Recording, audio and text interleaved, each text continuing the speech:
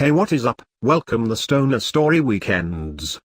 When the cops roll up, stoners panic. I bet they weed did not help with the paranoia. Good luck, stoner friend. By Ernest. About a year and a half ago, while living in New York, I was enrolled as a full-time college student. I had a job that paid well, so I always had some bud on me. Usually I took an eighth of loud every day. To me, that's not a bad number. Anyway, in school, I was taking problem solving in business, a really great class. And I was assigned to a group for a project about corruption. My group consisted of Sean, a black guy, Dilshad, an Indian guy, and me, a white chick. Oh, and someone named Nick, but he never showed up. After class, we were discussing any ideas and a time to meet up. Coincidentally, we all had a break and could do some work then. Like any other gentlewoman would do, I asked if they wanted to go back to my car, grab a blunt and burn one down over the project, and of course they agree. So we eventually roll the fattest blunt of my life still to this day, and there was tree all over my car. Dilshad said he knew a good spot. So we park in spot behind a Dunkin' Donuts. The joke now is that we went to a place that cops notoriously frequent. But Indian guys know about Dunkin' Donuts, so I trusted him. We were burning and getting super blazed.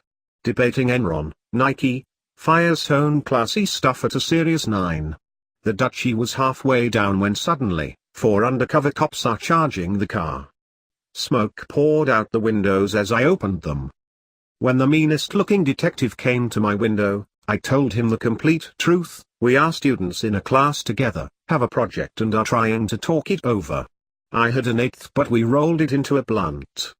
It's all right here.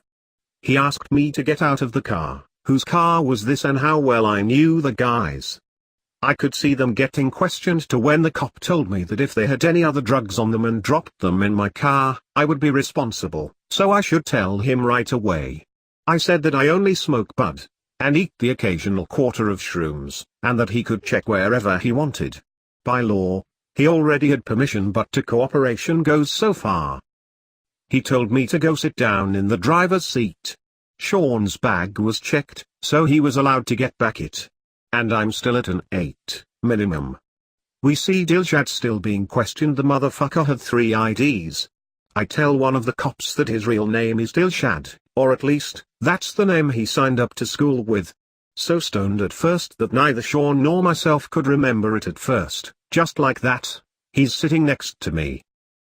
With his door still open, another cop told us to brush off our clothes and the seats, cause bud was everywhere.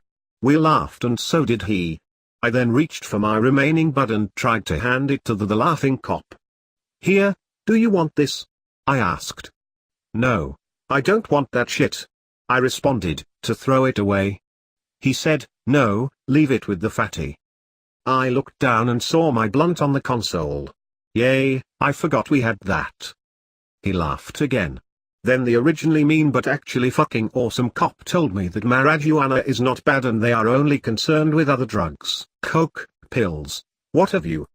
But some bud isn't going to kill anyone. Another chimed in with, do it in your backyard where you won't get caught. And finally, the third of the quartet said, and when anyone says anything about Republican dick cops, tell them this story. They pulled away and left us there. Since then, I've had a little more respect for cops. They have a job and don't want to deal with shit. Who does? But when you're honest, genuine and sincerely helpful, you may find that cops aren't all bad. And yes, it is decriminalized in New York, but I could have gotten a fine at the very least. Thanks for watching. We are releasing new content daily, so be sure to like and subscribe.